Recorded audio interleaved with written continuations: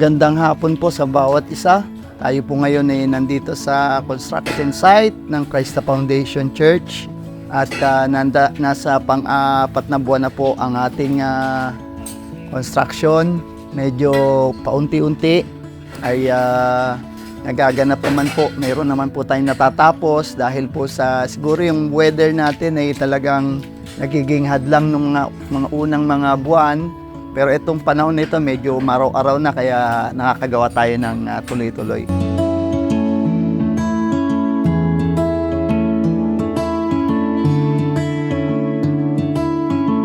So ito po yung ating ginagawang building ngayon at meron po tayong apat na mga taong gumagawa ngayon at sila po ngayon ay nasa paglalagay ng nagbabakal sila, nagbibigas sila.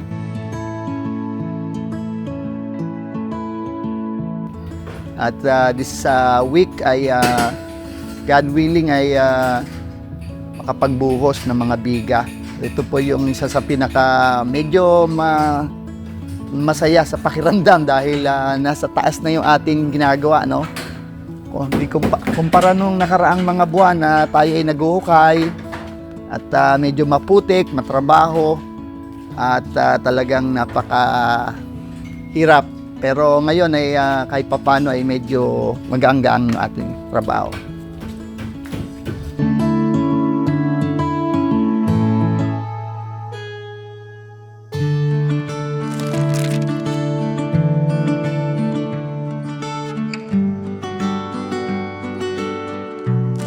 Muli, ako ay bumabati ng magandang hapon sa bawat isa, sa bawat kapatiran ng Christ the Foundation Church.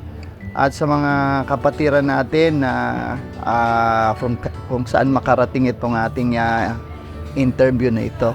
So ngayon tayo ay nagpapatuloy sa ating church building na sinimulan noong June, first week of June. So nasa ika-4 na buwan na rin tayong ng ating construction, no?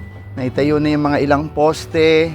At ngayon nandun na tayo sa mga paglalagay na ng mga biga. So bagamat may mga pagkakataon na ito ay nahihinto dahil sa mga weather at mga delays ng mga construction materials, little by little naman ay ando ng progress at patuloy na ng paggawa.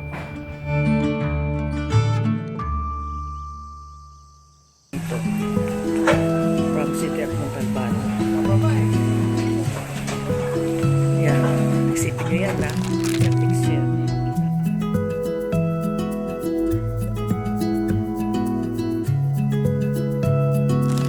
Siguro yung unang mga araw ng construction, no, yung paghuhukay ng mga poste ay hindi naging ganun kadali dahil tag-ulan.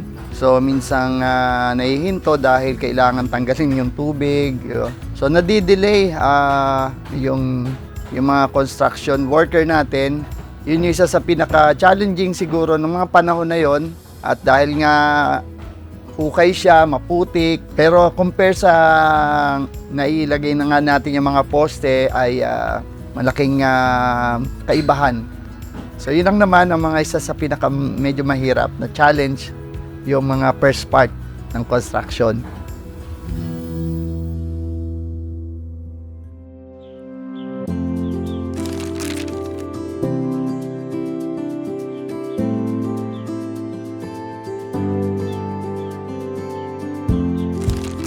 Oo, pagtatayo ng gusali ng sambahan ay isang napaka-challenging na bagay, no?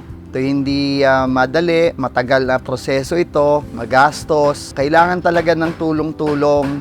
Kailangan lahat ng mga kapatiran na talagang bahagi ng church na ito ay talagang makiisa. Una, siyempre, panalangin. Napaka-importante ng panalangin kasi sa panalangin ay dudulog natin sa Panginoon ang mga pangangailangan, ang lahat ng mga challenges, yung mga pressure, yung mga hirap, yung mga danger. At syempre, kailangan talaga natin ng emotional, spiritual na lakas, physical na lakas. Pero higit sa lahat, syempre, yung kapangyarihan ng panalangin.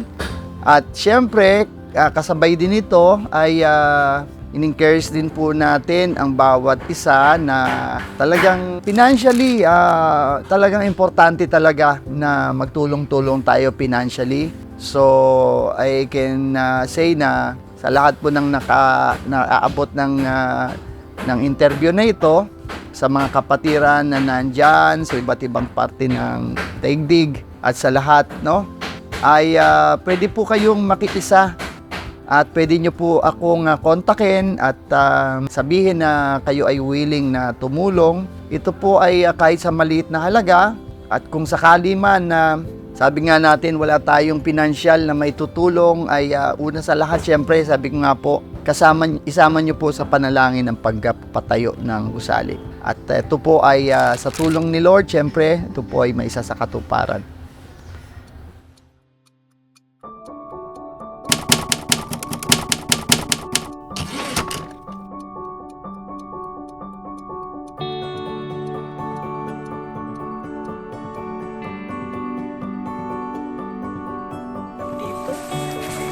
Today po is June 10, Monday ng hapon.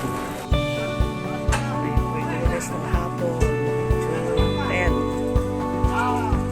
2024. Yan, makukuha na. Oops, naku po, mga kaya ng Panginoon. Nawakan mo po itong mixer. Bumaba po siya ng diretsyo lang. June 10, 2024, Monday ng hapon po. Hirap City of San Mateo. At least may bubong sila.